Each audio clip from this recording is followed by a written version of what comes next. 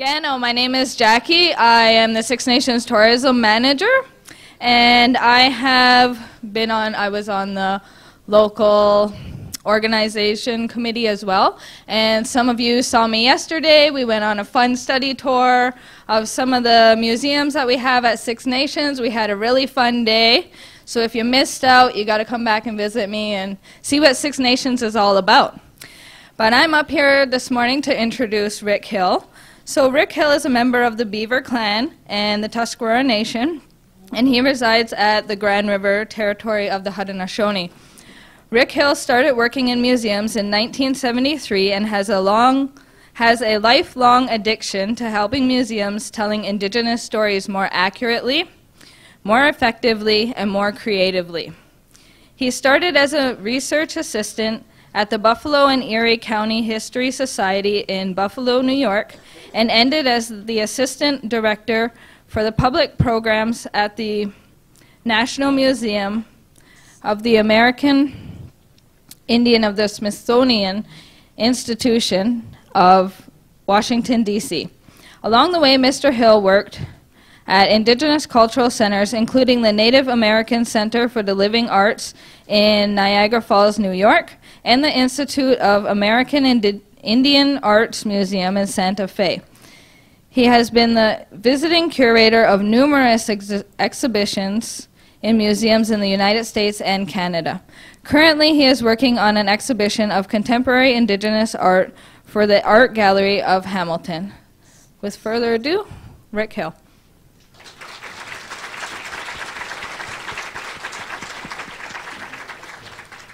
Well, good morning to everybody. I scored so badly on that test that they're not going to let me continue talking. But as all tests are biased, that's what I can tell you. And I'll explain some of that as I go through my talk. I wanted to talk, though, about our relationship between Indigenous people and museums, although it's kind of a false dichotomy because now Indigenous people also run museums. So it's really about this sacred trust that I believe we have. With people with knowledge, with information, with perspectives, have a sacred obligation to pass that on to others and to do it in such a good way that people embrace this understanding. So we have to think of it that way. The people that visit your museum aren't just people bringing money to deposit at the door in the craft shop, but their minds are coming to be enlightened, to be challenged, and that's a special responsibility that we have now. But first, I'd like to welcome you here to Ganada, our village, Brantford, Brant's Ford. There used to be a Mohawk settlement here back in the late 1700s, early 1800s. This is a photo or a painting that was done of that village, which was famous for Joseph Brant's lodging, and now the infamous Mohawk Institute. We're all part of that village. So it's always good to remember that there are many footprints that traveled through your territory before we arrive. Some of them go back 9, maybe 10,000 years.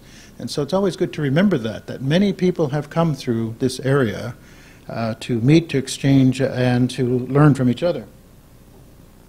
Sometimes you learn you don't want to meet that person again, but sometimes you learn things well.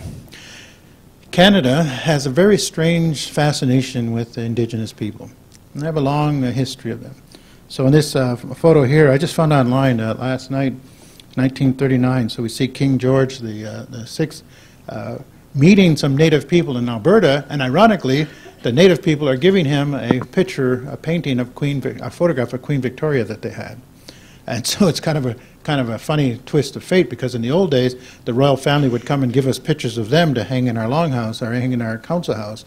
In this case, they're kind of giving the picture back. I don't think it was an editorial comment about Queen Victoria. And so now that we have a prime minister that can wear blackface and get away with it, we have to understand that there are stereotypes deeply ingrained in all of our thinking, all of our consciousness. It's a photograph from Toronto at the National Exhibition in 1956 when I was 6 years old. And so these stereotypes, unfortunately, get reinforced by modern media, the internet, children's textbooks, cartoons, toys, and sometimes in the language and the attitude we have in museums. It's very difficult to first look at yourself and saying, what kind of prejudice am I carrying? What kind of misinformation have I inherited? Not to blame anybody or to get mad at people, but you have to examine the words you use very carefully, the perspectives, what's shown.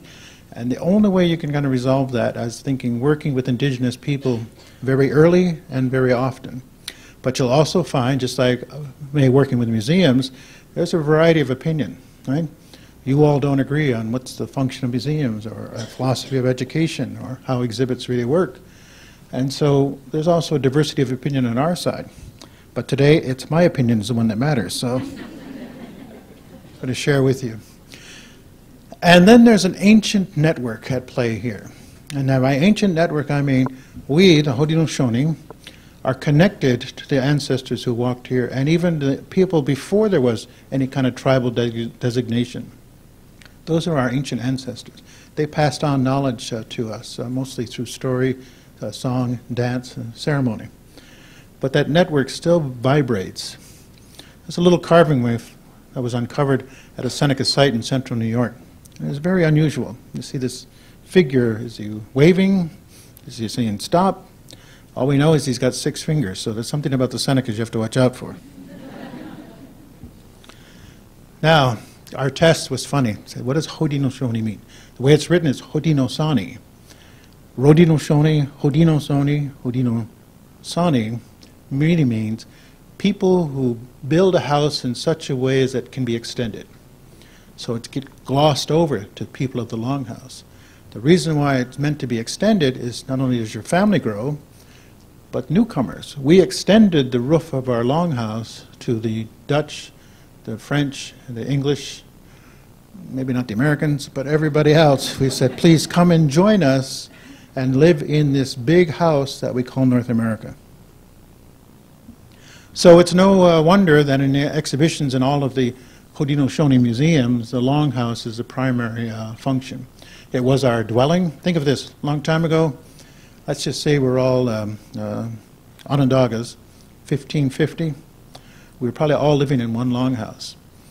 That longhouse was 450 feet long. Think about that, it's the length of a football field. So imagine, though, what that must have been like. Living with all your relatives related on your mother's side of the family, all your aunts, your uncles, your cousins. I don't know about you, but you know, when my relatives come to visit, about the 3rd day I get a little nervous, you know, thinking, isn't it time you went home? But here, in that longhouse, you then had to learn how to share, how to respect each other, how to cooperate, and those are the founding values then that provide in that longhouse. We don't live that lifestyle anymore. We've mimicked your style of living, and so we've learned how not to share. That's an editorial comment. Huh? I mentioned I worked for the Native American Center for the Living Arts. Back in the 80s, we thought we were going to be really cool. We're going to design a museum in the shape of a turtle, right near the brink of Niagara Falls, because the turtle is our symbol of the earth. And we were all kind of new at it, and it was a lot of fun and a great adventure. But I learned a lot that even though in architecture, you know, form follows function, we wanted this symbolic architecture that frankly didn't work well as a museum space. It was beautiful to look at, gorgeous to stand in, but then you had these little awkward things, kind of like the way I feel when I go to the Royal Ontario Museum. And there's old approaches taking place still within the museum, but we've got to realize that for a while, the dominant Canadian thinking was Indigenous people are going to disappear. So let's collect everything that they have as quickly as we can. And there was a big rush, I would say from about 1870 to about 1930. And people came to our communities, people dug up everything.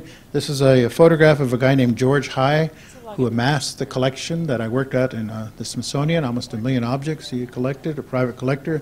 At one time he had so much stuff in his house, his wife said, George, it's either me or the collection.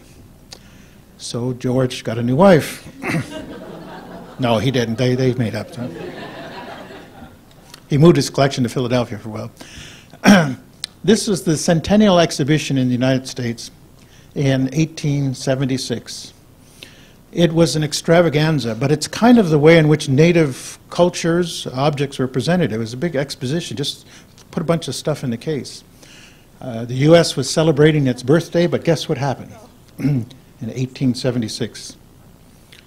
George Custer Armstrong led his troops to a demise at the Battle of the Little Bighorn, rained on their parade, to say the least.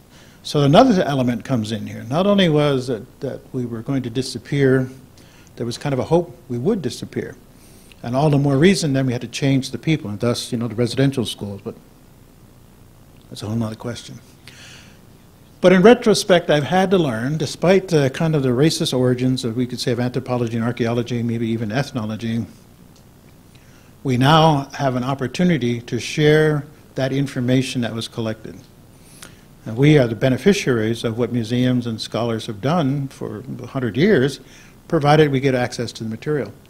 So when I go in these museums, I can find documents that my great-grandfather, his name was J.M.B. Hewitt, worked at the Smithsonian. I never met him, I never knew about him growing up, and all of a sudden I find something he wrote. I find a photograph of my great-grandfather. We don't have one in our family album. I find documents. I can find a lot of stuff that was recorded. So, but one thing I've learned, just because it's written, just because it's recorded, just because it's published, just because it's produced in a film, doesn't mean it's true. So you have to be a cultural detective, right? Weeding through all of this stuff, trying to say, what is it that we have? What's its value? And sometimes the only way you can verify the legitimacy of that is, again, by working not only with the native specialists, but other historians, other people, and we kind of triangulate and try to figure out what's the story of this. And I was quite young when I first visited a museum, and I fell in love with dioramas. Probably anybody with gray hair is kind of the same way, right? We used to like going there, you see these little miniature scenes, you see that longhouse, and it's almost like you can imagine playing with it like almost a toy. These were life cast figures in the New York State Museum. And there's a whole story of what happened there that I wish I had time to share. But when I would go there as a native child, all of a sudden I looked at people who kind of looked like me, but I didn't live like that. And I felt like a stranger. I felt like maybe I was doing something wrong. I'm not living like my ancestors. I don't know what they're doing. I don't know their language. I don't know what's happening to them. So the museum exhibit maybe was meant to inform the white public, and we often forget about people of color and how they respond to what's being presented about them. Everything changed in 1988.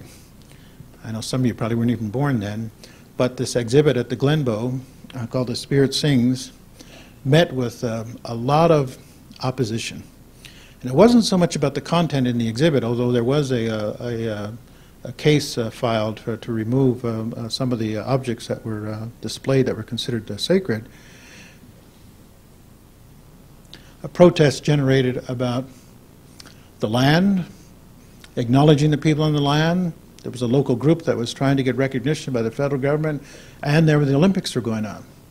So the indigenous people realized this big world audience is coming to our backyard, and we're going to seize this opportunity to tell our side of the story. And that's where I think was a big change in museums, because you have to realize that if you're not working with people to help tell their story, they're going to find a way to get their story told, sometimes in opposition to what you're doing, especially now with technology. So we have to think about that. And it's not to minimize the protest, because one thing I learned in museums, no matter what you do, there's somebody that's going to be unhappy with the work. So just don't invite them. And then museums have had to rethink this stuff because, in the 1890s, the 1930s, there was a different sense of what it meant to be American or Canadian.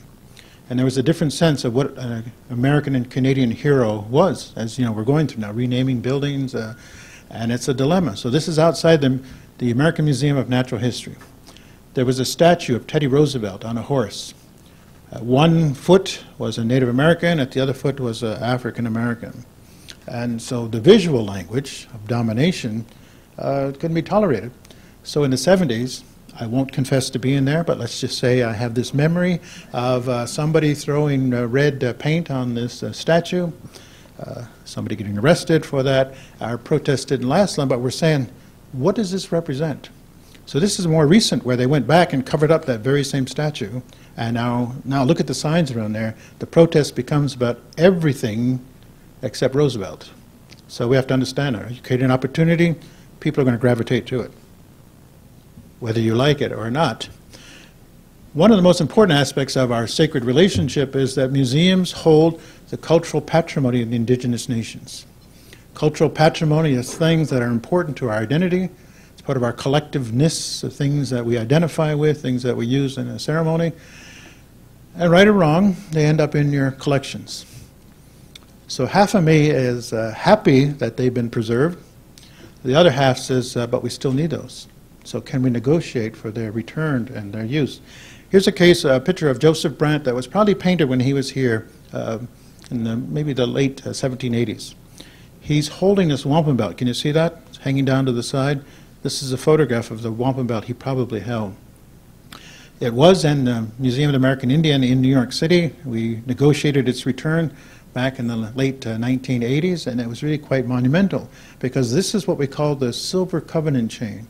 It's our relationship between Great Britain and the Haudenosaunee. We still have that wampum belt now. It was preserved in museums all those years, but it was also denied to us. So when I was young, I grew up hearing these stories by our chiefs, our leaders, and they're holding replicas of the wampum belts because all the originals were still locked up in museums. So the oral memory was still there. We used these replicas to tell the story, but I also think it gives you an opportunity. You can also use those replicas, because guess where the Covenant chain wampum belt came from?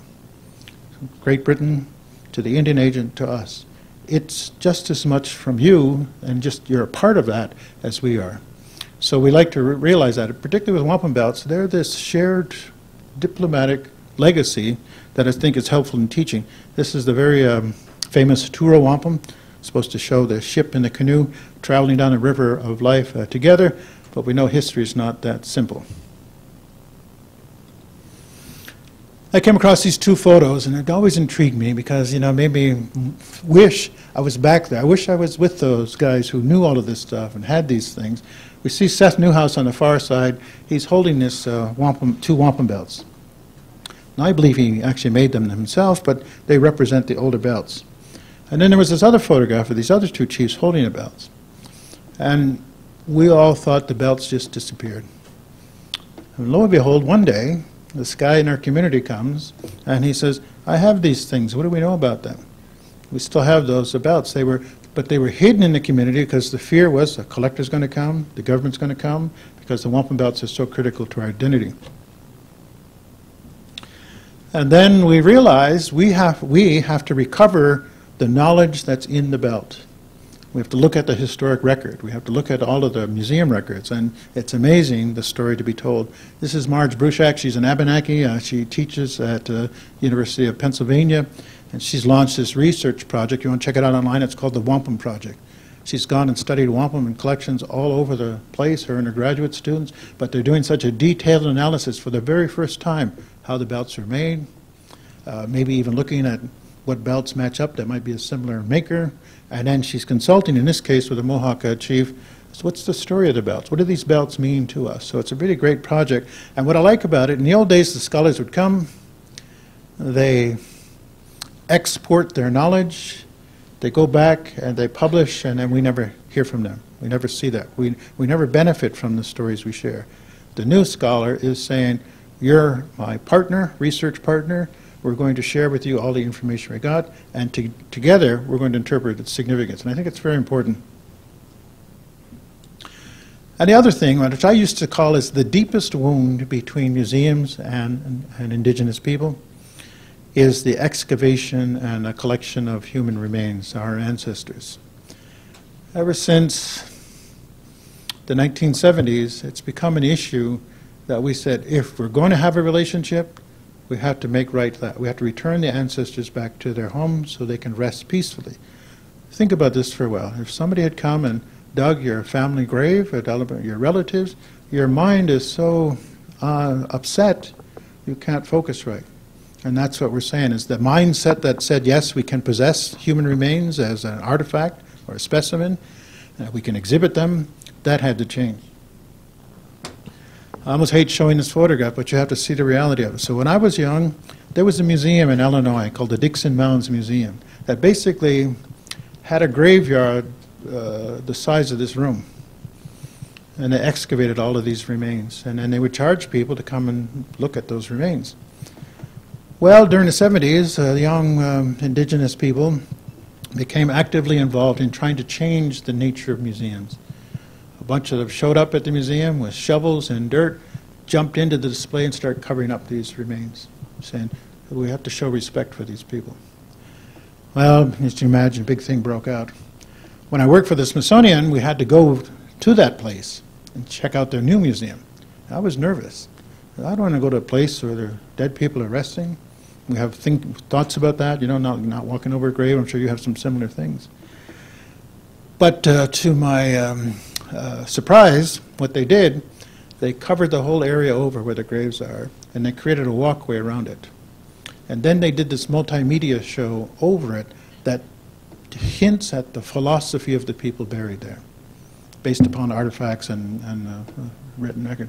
I thought it was a great solution to a very intriguing dilemma.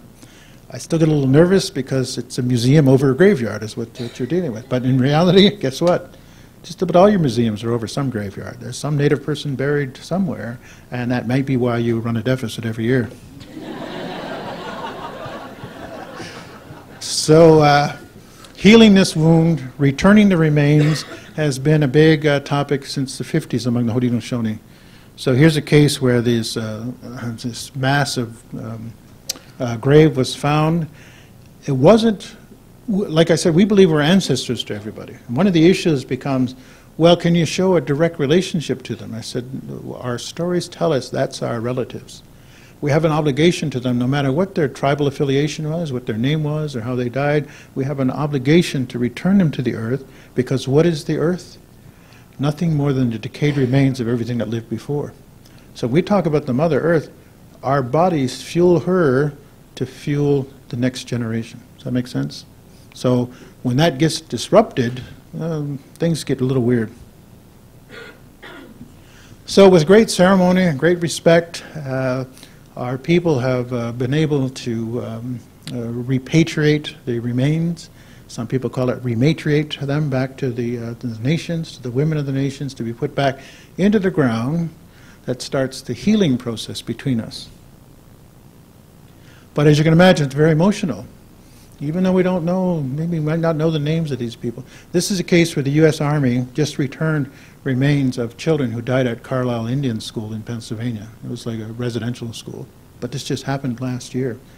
So it's an ongoing thing. It doesn't end. If you have human remains in your collection, you have to talk with us. We have to find a way to resolve that. Because I don't believe it really helps your children, especially it doesn't help our children, when you see this physical remains of somebody who was a sacred being in themselves. Now, I was raised by an ironworker. My dad's an ironworker, and where he used to say, where there's a hill, there's a way. So don't be afraid of any challenge. Well, one of the biggest challenges I had is trying to turn the U.S. Custom House in New York City into an indigenous museum. So the Custom House is where all of the ships would come in and have to pay the duty. So it was surrounded by pictures of all the explorers, Columbus, you know, Verrazano, all of these guys. There's these big statues in front to the continents. The one to North America has this native guy kind of lurking behind the figure. It was the strangest place to try to turn it into a museum. But we did. But what I learned there, the atmosphere in which you present an exhibition sometimes can even be more powerful than the content of the exhibition. You can do things that create an intuitive sense, create an emotional mood and attachment to that help advance the thing that you're talking about. But it's still objects and cases. We tried to remove the case, but we had an exhibit where we had these old pots there, and we removed the glass, but we had to alarm it. Now this is New York City. And in the first 3 months of the opening of the museum, which is way down by the Staten Island Ferry, those alarms must have went off about 70 times, because they were proximity. So then we put a camera there, and alarms kept going off. But then we looked at the film, and guess what? It was the security guards who were standing there, got fascinated by the size of this pot, and wanted to see how much it weighed. So pick it up and put it down. So we had to do an extensive training with the security guards on this matter. Then I was on the team that developed the National Museum of the American Indian down in Washington.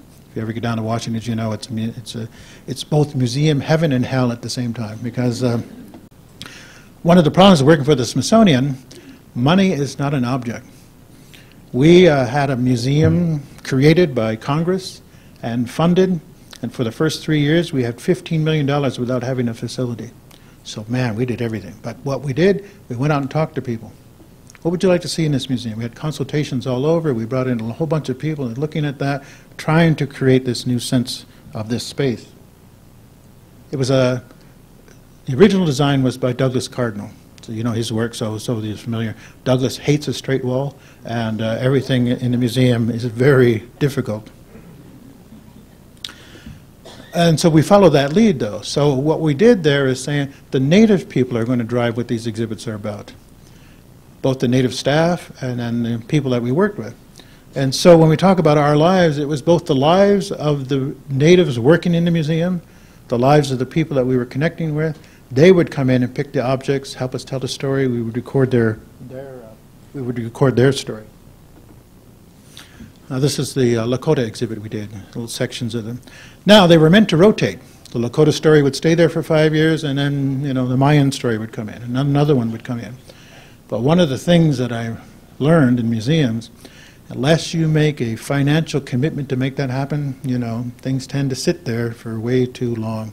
And the visitors come back and they said, I saw this before, what's new? So rotating within that exhibit framework is a good idea, but it's difficult. And then when we worked with people all across, now the National Museum of the American Indian had a mandate from Alaska to the tip of Argentina. That's a huge mandate. Nobody asked us if we could give them that mandate, but they decided they're going to represent the indigenous people of the Western Hemisphere. We built a $350 million museum, a $50 million storage facility, and a museum in New York. I don't know how much that cost. So one day, as I was working there, I was telling nearly the $1 billion that we're going to put into this and say, how does this affect my life as an indigenous person back in my community? What does it do for my children? What does it do for my grandchildren? Does it preserve one language? Does it help create one piece of art? What does it do? And I don't know, in a fit of stupidity, just like when people introduce me, I get very, I don't know, shy, because it appears like I can't hold down a steady job. You know, work here, work there, work here and there. But it creates an ethical dilemma. I could no longer work at the largest cultural institution in the Western Hemisphere dedicated to indigenous people that wasn't impacting in a positive, constructive way on our lives. We affect a lot of people, you know, a lot of people engaged in all that stuff, but it's all there in Washington and New York, where the communities we're talking about need money to preserve their language, to help their young people learn their art. Think of it this way. Imagine if the best that Canada ever produced, in terms of its material culture, the best paintings, the best literature, the best music, was all exported to Iceland. You're not going to get to see it. You might hear about it, and then the Icelanders are going to tell you what your culture is. So that's the dilemma we were in, even though we were indigenous people working there. But one exhibit that I worked on, I was really quite pleased with, was this one, Indivisible. And it was about people who have both black and native ancestry. And all of the scholars involved in there were the people. And we had to wrestle with, are they black Indians? Are they Indians blacks? What's going on? So anyway, we settled on this, African Native American Lives in the Americas in 2009. This exhibit traveled all over because in Washington, D.C., the majority of the population is African American. And we weren't doing anything to kind of relate to that. This exhibit kind of broke that down and is saying many African Americans in the United States have some native ancestry. And so this exhibit helped to bring a whole new audience to the museum. Then I mentioned I was in Santa Fe. It's a beautiful place. My job there was to convert this 1921 Pueblo-style post office into a museum. But I couldn't violate the historic architecture standards. and it was very challenging. If the weather wasn't so beautiful, I don't think I would have stayed there as long, but we did it. Now, the Institute of American Indian Arts is a federally chartered art school for Native people. And there have been a number of people from Canada going there, including Gerald McMaster. I'm sure some of you know him, as a former curator in Toronto. It was to teach art, modern art principles, but predicated upon historic heritage art. It was a great experiment in the 60s and 70s. It created an explosion of art. So my job was to try to interpret what happened there. And all of the kind of leading contemporary proponents of contemporary Native art, including T.C. Cannon on the far side, got their experience there. I was jealous because I went to art school, but I went to art school in Chicago. I hadn't heard about this school. If I heard, I bet you I would have went to school there. So I didn't go to school there, but I'm back there now explaining the school, which is a little freaky. But anyway, but an important thing there is to say creativity is our tradition. There's no standard time in which that the artwork is like classic. It continues to develop and change and keep going. That was very important in the art world. And then I'm sure some of you are familiar with this movie, Ferris Bueller, but I had to laugh at how they presented people engaging in art in the museum. And it was kind of funny. And it is when you think about it. You go to an art museum, it's different, right? You don't want to be disturbed. You don't want too much interpretation. You're supposed to let the art speak for itself. But with Indigenous art, you got to know the story. You got to know what's going on with that. And some of it could be quite visually beautiful, but it also has deep meaning.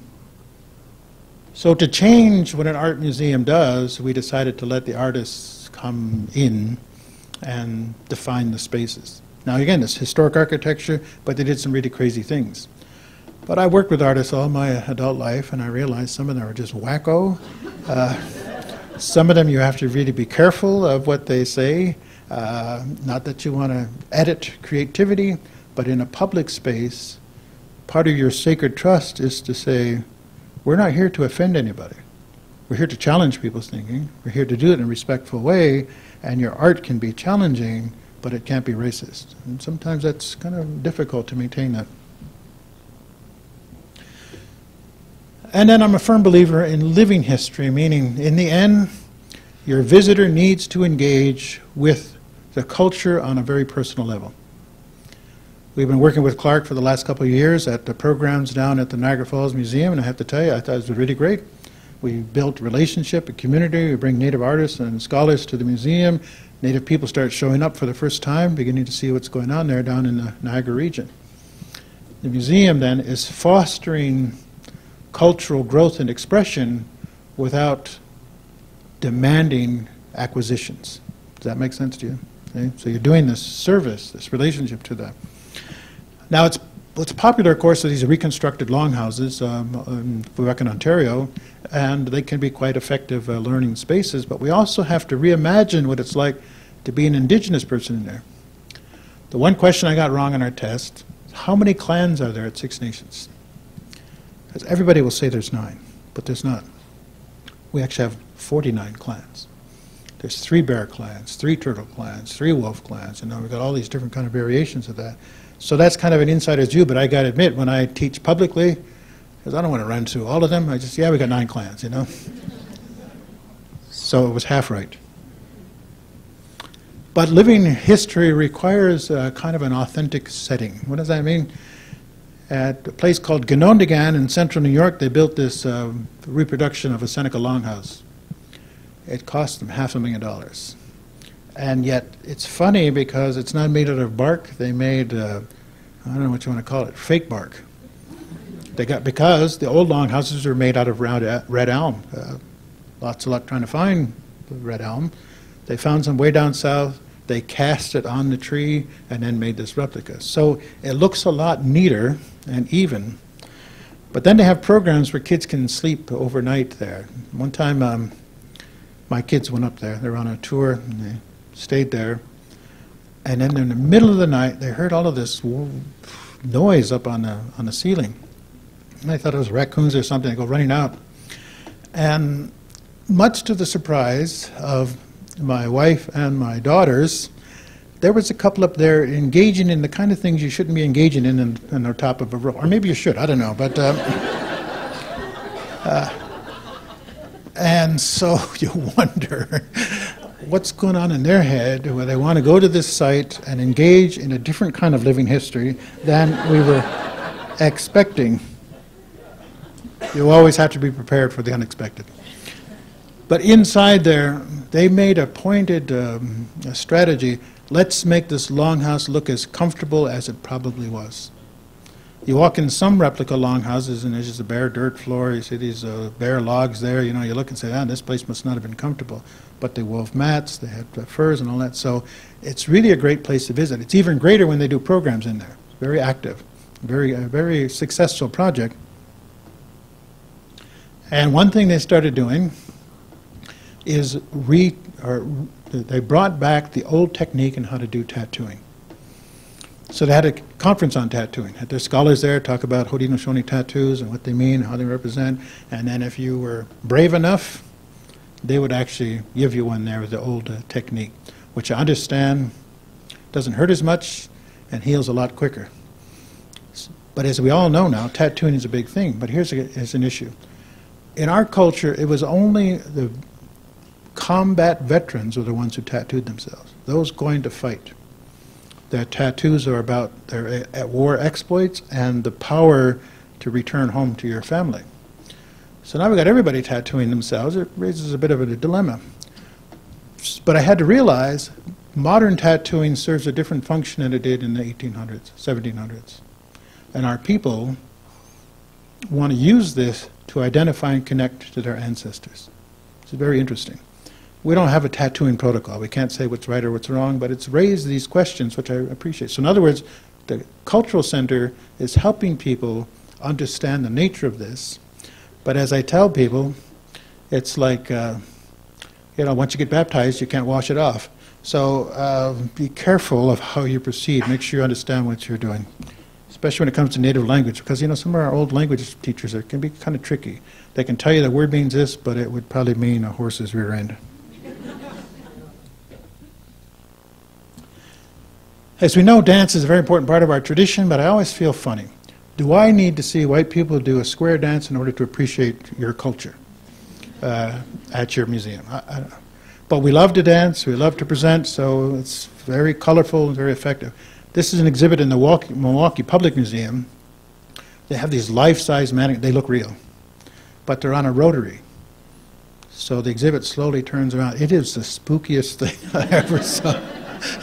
Because I was thinking, and then the non-native visitor, you can never underestimate the inability of our visitors to comprehend what's going on. The kids say, "Look, Ma, they freeze-dried these people to be part of the display." And then the mother's trying to look to find out if it's true, the label, because they look so real. So, but it was a very interesting thing. And as we all know, there's Treaty Recognition Week, but the province has decided to fund that again, that we have it, so it gives you an opportunity to explore. The treaty is really a manifestation of the sacred trust between us.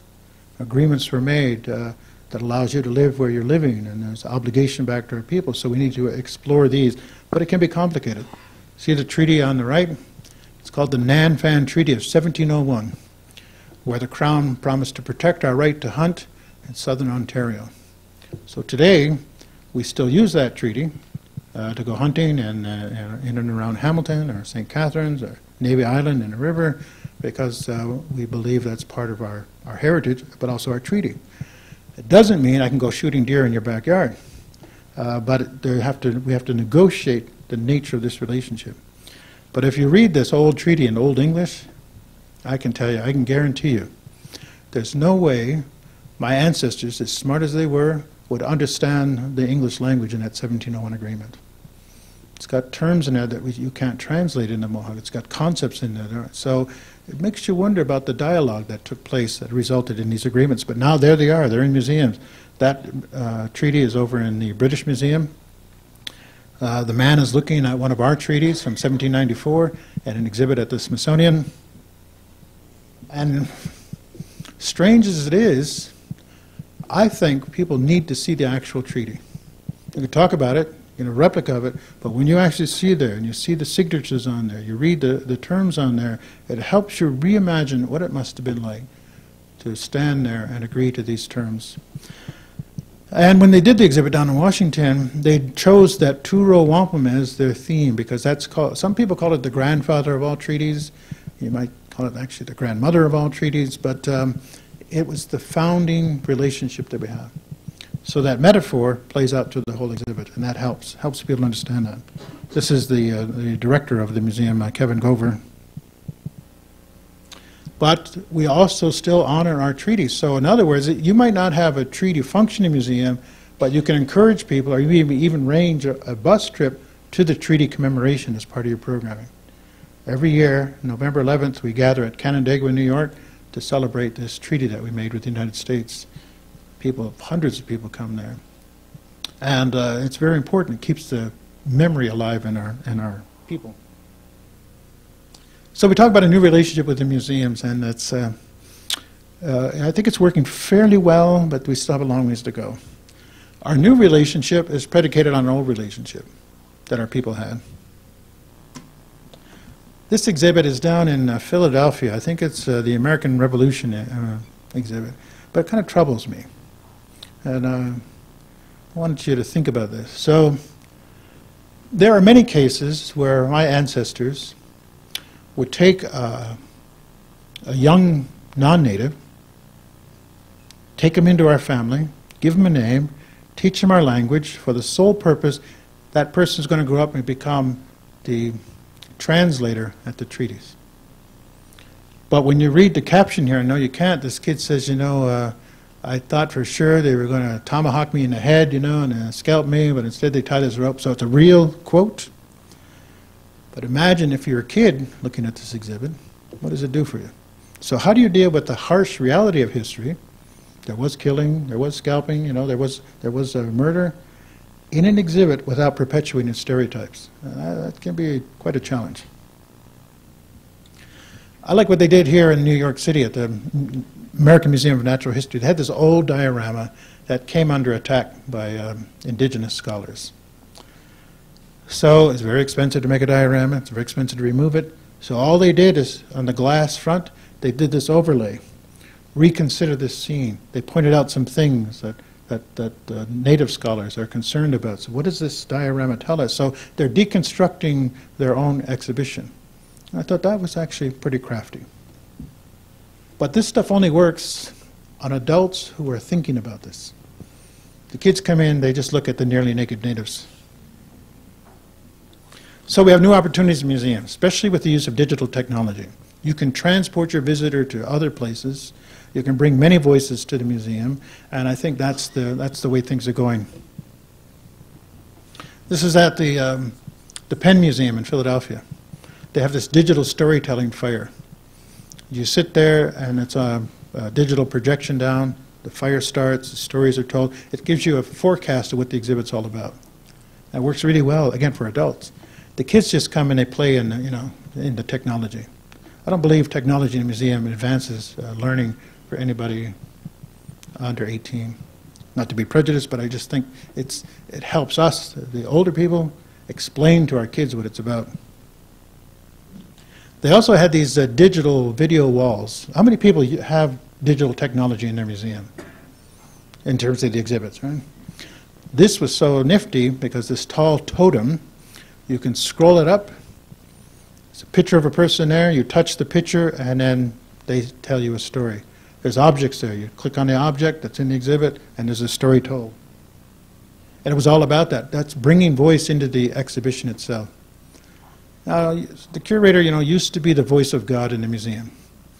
Now it's a little bit different. The curator is a facilitator of a dialogue between whatever the content is there and the visitor. And so introducing these voices is very helpful. I worked on a museum in central New York. It's called the Scannell Center for the Great Law of Peace. That's our tradition. And there's very few objects in there. It was all about what do the contemporary Onondagas have to say about their heritage? What does it mean to them to be Onondagas? What is this great law? And it was really quite well done. But it also had a few displays as well. We see the Longhouse, we see wampum. When you're dealing with the Haudenosaunee, this is the things you're going to deal with. Those are all replicas of the wampum belts because we don't really believe in showing too many of the actual belts. And now with digital technology, you can connect to people in the rainforest. You can connect to those Mayans who are planting corn. You can connect to the Inuit way up north. Okay, maybe not so well, but you can try hard. And this creates a new dialogue. You don't always have to have the people come to your museum and be there in residence and all of the expense of that, but that digital dialogue with other people, I think, is very important. So just about anything in your collection, you can now connect with the people who originated that object. Because, whether we like it or not, stereotypes are still here. There's annual sports events. There's still a lot of teams named the Redskins or the Warriors or the Indians. And sports fans are very rabid about their team. And, you know, in the World Series now, the Washington Nationals are playing in the World Series for the first time. When we formed our national lacrosse team to compete against other countries, we called it the Iroquois Nationals. We should have called it the Haudenosaunee Nationals, but we knew nobody's going to know what Haudenosaunee means, and so we said, okay, the Iroquois Nationals, they're our national team. We actually were inspired by the Cubans, because they called their team the Cuban Nationals. So team names do mean a lot, especially when you talk about these representing the nation. But unfortunately, the stereotypes persist, and we have to find a way to get past them. And what I find is a photograph of my daughter. She's now 14. We were walking around, and they produced a memorial in our community to a treaty that created the Grand River Tract. So we can see that Covenant Chain Wampum Belt etched in the design. You can see the two-row etched in the design. And I asked her just to go stand there, let me take a picture. And I expected her to stick her tongue out, you know, and act like kids do. But instead, she just struck this pose that, I don't know, it just stuck in my mind. What we're trying to do now, especially in light of the murdered and missing Indigenous women and girls, is to create stronger people who can overcome the wounds of colonization and residential schools, who can get past all of the social deficits we have in our community and rely upon our culture and our tradition in order to seek a productive future. So my other girls now go to a Mohawk immersion school where they're learning Mohawk, all the instructions in the Mohawk language, but it's based upon Waldorf principles. Anybody ever hear of Waldorf? It's the closest thing to being indigenous, and it comes from Europe of all things, but Waldorf has principles about teaching. There's a philosophy about teaching. And I think we have to take a harder look at that in our museum. What is your philosophy of teaching? What's it based upon? How do you factor in indigenous philosophies, indigenous strategies of teaching?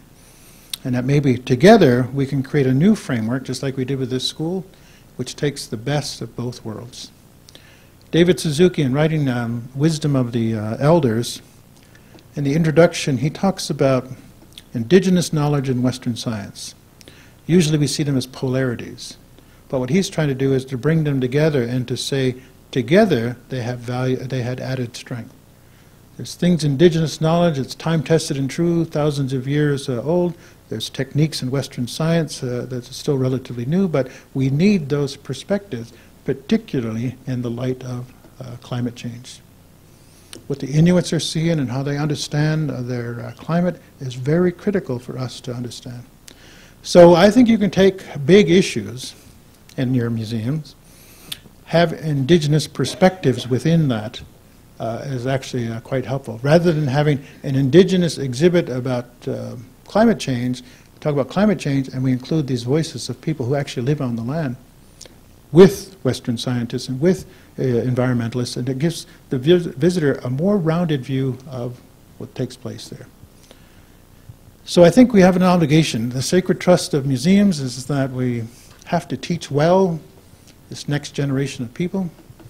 We don't have to denigrate our country, our persona, but we have to find ways to help them understand what it means to live in this land and follow those footprints that were here in the beginning. So thank you for this time to share with you. I hope some of the things I said will inspire you and carry them forward, and tell everybody what you heard today. Yahweh.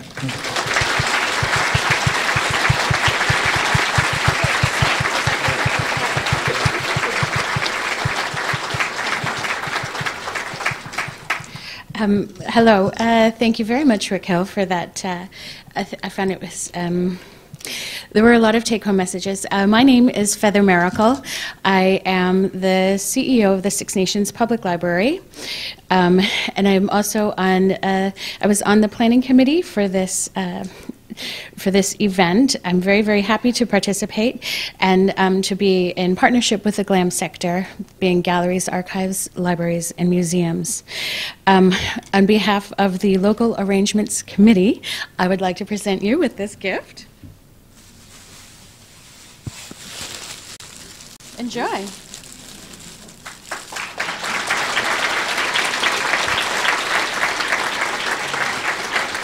Reusable cellophane. Yes, it's traditional cellophane. Yes. I really enjoyed your session, Rick, and I think the take-home message that I got from this session was, the sacred trust that we have, and also the displacement of our artifacts, but those are our items, and that's our culture. And so these sit in your museums, and gathering dust, some of them. And so I think that in the repatriation or rematriation of giving these items back to the communities, and then Rick had mentioned this digital technology. So in returning the items to these communities where they belong, and where the items are going to be happy, and you won't have that deficit, then you can establish a partnership and communication with those with the communities that that the items belong with, and then establish using digital technology to still perhaps feature those items if it's within cultural protocols. And then, you have that connection. Your museum can still celebrate that these items are in existence, and share that information and knowledge with the patrons who come to your museums and your places. So that would be my take-home message. So I think that's a good one. And now I would like to invite you to come to, I will be speaking later. I'm really nervous because there's a lot of you, but my session this afternoon is going to be so smooth. I'm speaking on Indigenous matters later on today, talking about the NICLA, which is the National Indigenous Knowledge and Language Alliance. I'll be talking about how it grew, where we are now, and what we anticipate for the future. And now I would like to invite Scott Scott to all of you, to come up and make a few announcements. Thank you.